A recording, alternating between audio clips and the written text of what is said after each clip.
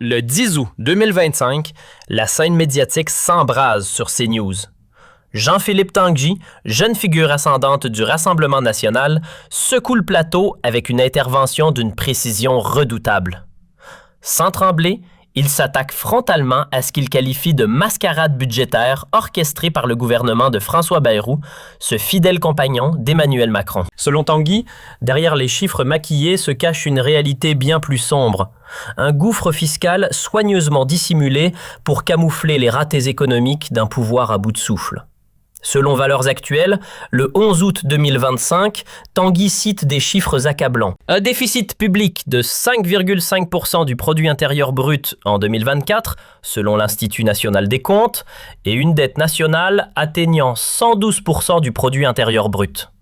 Des chiffres que Bayrou aurait délibérément minimisés pour éviter un retour à la rigueur imposé par Bruxelles. Les Échos, 13 août 2025. Mais un rebondissement choquant éclate. Marine Le Pen, leader historique du Rassemblement national, refuse de soutenir une motion de censure contre Bayrou, craignant qu'une dissolution de l'Assemblée nationale ne compromette son avenir politique en raison de ses démêlés judiciaires, notamment une possible inéligibilité liée à l'affaire des assistants parlementaires européens. Le Figaro, août.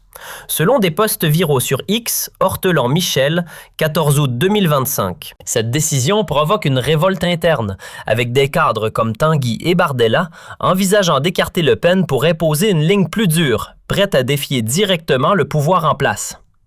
La France, déchirée entre le Rassemblement national et les barrières médiatiques érigées par les élites, observe ce schisme avec un mélange de choc, de fascination et d'incrédulité. Macron et Bayrou, soutenus par des médias complices comme BFM TV et France Info, minimisent la crise, qualifiant le Rassemblement national de divisé et irresponsable dans une déclaration officielle.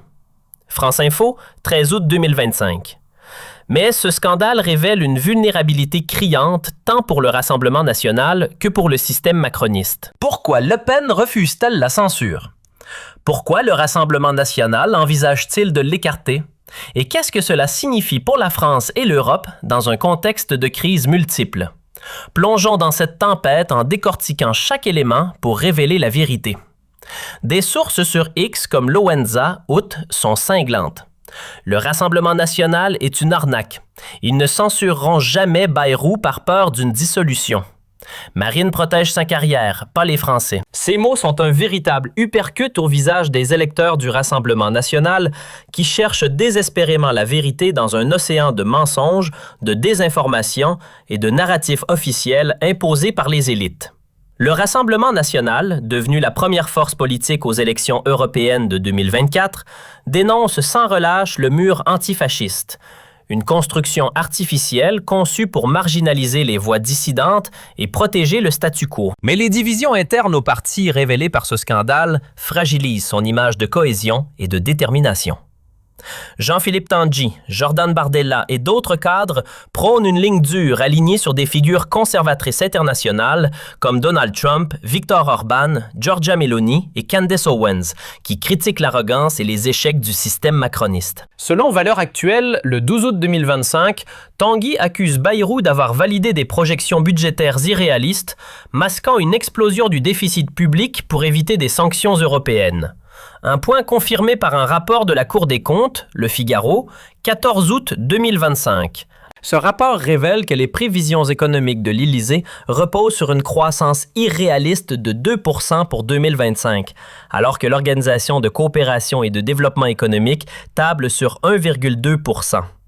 Une manipulation qui protège la coalition macroniste, mais aggrave la crise économique. Pendant ce temps, Marine Le Pen, dans une interview à Europe 1, 2025 justifie son refus de soutenir la censure en invoquant la prudence stratégique, mais cette position est perçue comme une trahison par certains cadres du Rassemblement national, selon Patrice Charles, 14 août 2025, sur X.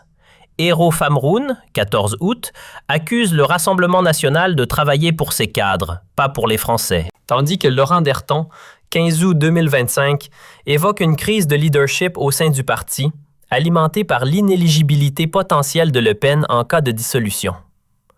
Poste 4. Ce n'est pas un hasard, c'est un signal clair que les tensions internes menacent l'avenir du Rassemblement national et offrent une opportunité à Macron et Bayrou pour consolider leur pouvoir. L'Élysée minimise l'incident, qualifiant les divisions du Rassemblement national de querelles internes stériles dans une déclaration rapportée par Le Figaro, 13 août 2025. Une erreur colossale qui attise les flammes de la crise. Selon Le Point, Macron et Bayrou orchestrent une contre-offensive médiatique, mobilisant des chroniqueurs et des communicants pour discréditer Tanguy et le Rassemblement national, les qualifiant de populistes irresponsables et de menaces pour la stabilité. Mais cette réponse agressive a l'effet inverse, alimentant les accusations de censure sur X ou des posts comme celui de Europe First, 13 août 2025, dénoncent l'Élysée qui muselle les vérités sur le budget pour protéger un président en perdition.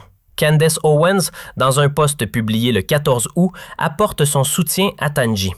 Bravo à Jean-Philippe Tanguy pour avoir exposé l'hypocrisie de Macron et Bayrou. La vérité finira par éclater. Ce scandale, amplifié par les réseaux sociaux et les médias alternatifs comme Seed News et Valeurs Actuelles, révèle un président et son allié aux abois, prêts à tout pour protéger leur image, même au prix de la liberté d'expression et de la confiance des Français. Selon l'Express, 15 août, l'Élysée aurait tenté de faire pression sur Seed News pour limiter la couverture d'un incident.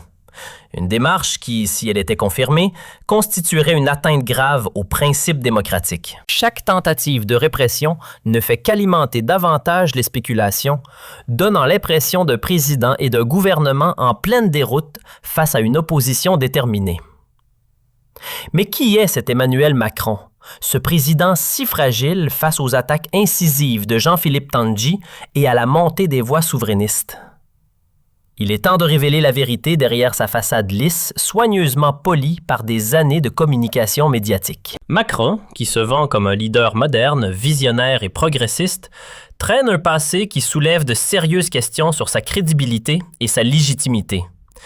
Imaginez le président censé guider la nation à travers les tempêtes économiques, sociales et géopolitiques, à un historique marqué par des scandales financiers et des alliances douteuses. Il évoque avec fierté ses années en tant que banquier chez Rothschild, ses connexions rapides avec les élites mondiales. Mais cela sonne comme l'histoire d'un opportuniste charmeur et calculateur. Non, faux. Ces récits ne prouvent pas une authenticité humaine, mais masquent une personnalité problématique, tissée d'ambitions démesurées et de manipulations habiles. Sa gestion de ce scandale, comme rapporté par Valeurs Actuelles, montre une panique croissante. En tentant de discréditer Tanguy et le Rassemblement national par des attaques médiatiques orchestrées, Macron espère étouffer l'affaire, mais il ne fait qu'attiser les flammes d'une controverse qui menace sa présidence. Selon Le Monde, l'Élysée aurait mobilisé une équipe de communicants pour contrer l'impact de cet incident, qualifiant Tanguy de polémiste d'extrême droite. Mais cette stratégie a échoué face à l'écho retentissant de son intervention sur les réseaux sociaux, où des millions de Français et d'internautes internationaux saluent son mug, son courage et sa clarté. Et que dire de François Bayrou, cet allié clé de Macron, au cœur de ce scandale budgétaire? Bayrou, en tant que haut-commissaire au plan, est accusé par Tanguy d'avoir validé des projections économiques irréalistes pour masquer l'ampleur du déficit public. Une manipulation qui protège la coalition macroniste, mais aggrave la crise économique. Selon Les Échos, 13 août 2025, Bayrou aurait supervisé des rapports prévoyant une croissance de 2% pour 2025. Une hypothèse contredite par l'Organisation de coopération et de développement économique qui table sur 1,2%. Révélant une gouvernance opaque qui trompe les Français. Cette opacité, dénoncée par un rapport de la Cour des comptes, Le Figaro, août, alimente la colère populaire qui voit en Bayrou un symbole de l'élitisme déconnecté du pouvoir macroniste. Tanguy, lors du débat, a accusé Bayrou de jouer avec les chiffres pour sauver Macron. Une accusation qui a fait mouche, provoquant la perte de contrôle de Macron en direct. Ce moment, relayé par des vidéos virales sur X, a galvanisé les électeurs du Rassemblement national qui y voient une preuve de la duplicité du gouvernement.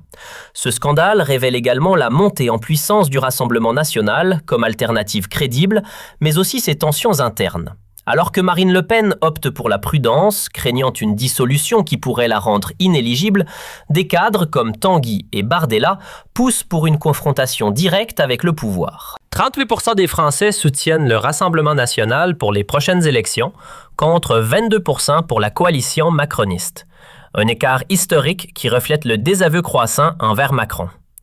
Tanguy, avec son discours incisif et factuel, incarne cette nouvelle génération de leaders souverainistes qui n'hésitent pas à défier les élites. Son intervention, saluée par des figures internationales comme Candace Owens et Viktor Orban, montre que le Rassemblement national n'est plus un parti marginal, mais une force capable de faire trembler le pouvoir en place. Cependant, la décision de Le Pen de ne pas soutenir la censure risque de fracturer le parti, comme le souligne Ortolan Michel, 14 août, qui évoque une crise de leadership au sein du Rassemblement national.